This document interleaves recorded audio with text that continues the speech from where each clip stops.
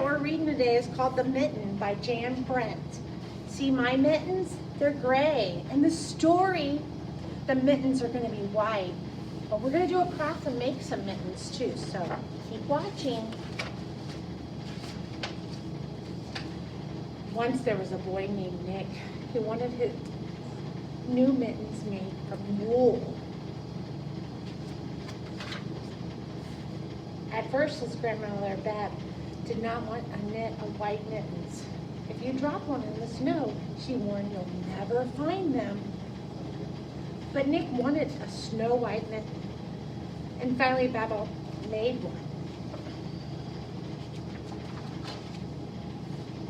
After she finished, she said, when you come home, first, I will look to see if you're safe and sound. And then I will look to see if you still have your snow white mittens. So off Nick went, and it wasn't long until one of his new mittens dropped into the snow and was left behind.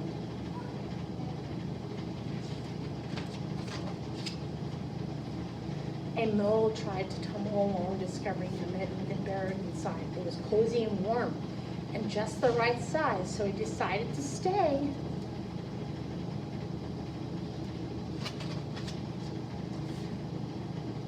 A snowshoe rabbit came hopping by. He stopped for a moment and admired his winter coat. It was that he saw the mitten, and he wiggled in his feet first, and the mole didn't think that was room for both of them. But when he saw the rabbit, big kickers, he moved away.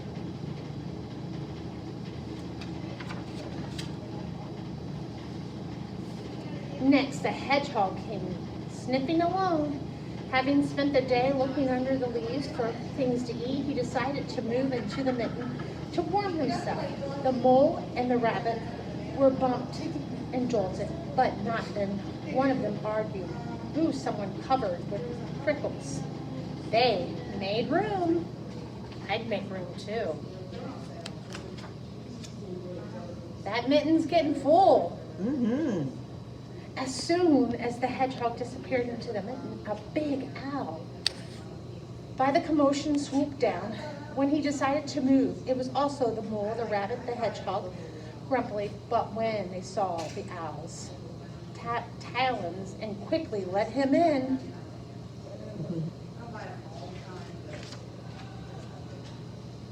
Up through the snow appeared a badger. Excuse me.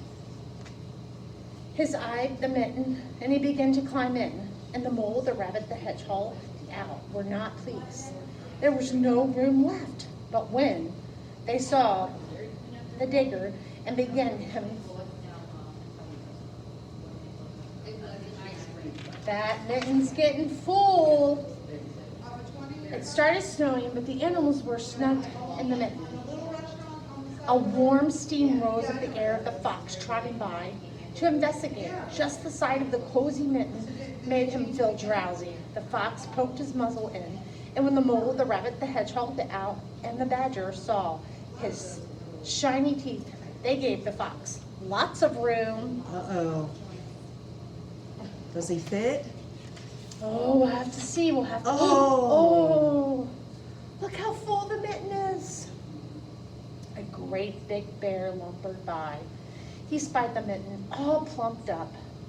Not being one of the left for cold, he began to nose the way in. Animals were packed in tightly as could be, but the animal would argue with a bear. The mitten swelled and stretched. It was pulled and budged to make time its size. That was good kneading, held fast. Oh my goodness, is the bear gonna fit? Let's see. Oh my goodness. That poor mitten. Along came a meadow mouse, no bigger than an acorn. She wiggled into the one space left and made herself comfortable on top of the great big bear's nose. Silly mouse. The bear kicked by the mouse whiskers, gave an enormous sneeze. Achoo! The force of the sneeze shot the mitten into the sky and scattered the animals in all directions. Ooh. On his way home, Nick saw a white shape in the distance. It was the lost mitten against the blue sky. As he ran to catch the snow white mitten, he saw Bavar's face in the window. First, she looked to see if it was safe and sound, and then she saw that he had his new mittens.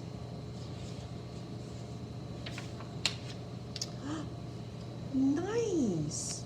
The end.